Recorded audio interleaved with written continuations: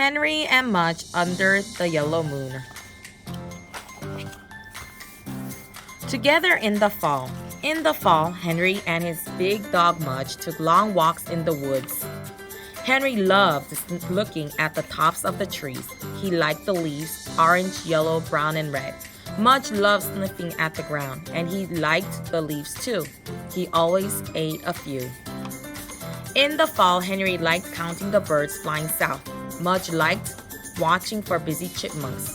Since one was a boy and the other was a dog, they never did things just the same way. Henry picked apples and Mudge licked apples. Henry put on a coat and Mudge grew one. And when the fall wind blew, Henry's ears turned red and Mudge's ears turned inside out. But one thing about them was the same. In the fall, Henry and Mudge liked being together most of all. Under the yellow moon, Henry loved Halloween. He loved to make jack-o'-lanterns. He loved to make paper bats.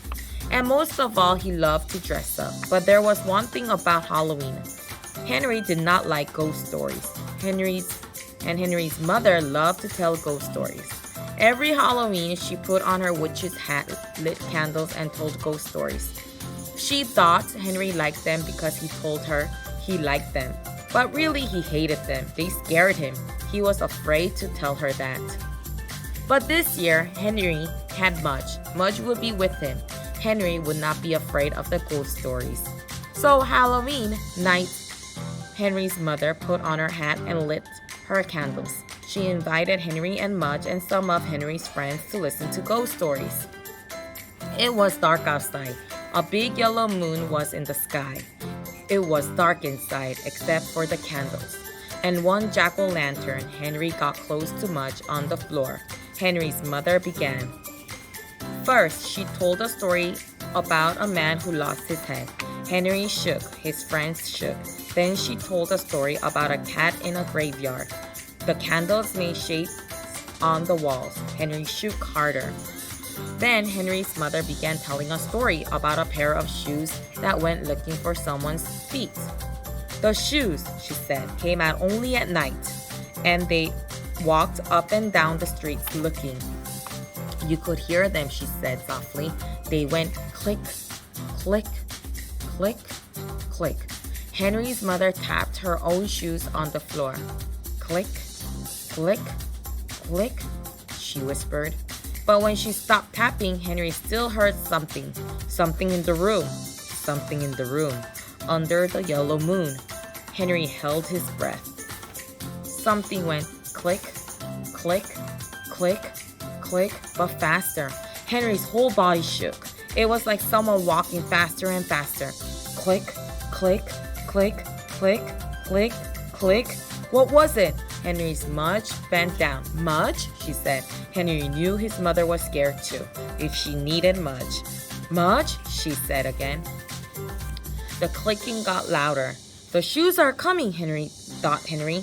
He put his head in Mudge's neck. Now the clicking was louder than ever. Mudge, Henry's mother said. Stop chattering. Chattering? Henry put his ear near Mudge's mouth, and Mudge's teeth went click, click, click, click, click, click. It wasn't a pair of shoes. It was Mudge, and he was more scared of the yellow moon, and the dark room, and the witch's story than anybody else. Poor Mudge, thought Henry. Henry stopped shaking and put his arms around Mudge's big head and held Mudge tight. Then they listened to the next story about a chair that rocked all by itself, but Mudge clicked all the way to the end. In November, Henry's Aunt Sally always came. She came 1 week before Thanksgiving. She left 1 week after Thanksgiving. That is why Henry did not like Thanksgiving, because Henry did not like Aunt Sally. She talks too much, Henry thought. She eats too much, Henry thought. She hogs the TV, Henry thought. Henry wished Aunt Sally would stay home. Aunt Sally had not yet seen Henry's dog Mudge. I bet she hates dogs, Henry thought. Oh, how he wished Aunt Sally would stay home, but she didn't.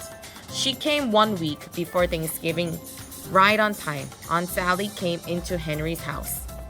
She was talking and talking and talking. She went right into the kitchen with Henry's father. Henry knew what Aunt Sally would be doing in the kitchen. Henry went in the backyard to find Mudge. At last, Henry thought that Aunt Sally must be finished talking and eating, so he went back inside with Mudge. They walked into the kitchen. Aunt Sally was still eating. Good grief, she yelled. Henry and Mudge stepped back. I knew she'd hate dogs, Henry thought. Aunt Sally looked at Mudge. Good grief, she said again.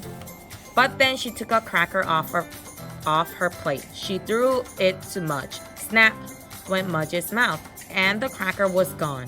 Henry looked at Mudge. Henry looked at Aunt Sally. Great dog, Aunt Sally said. She put a cracker in her own mouth. Want one? She asked Henry. Sure.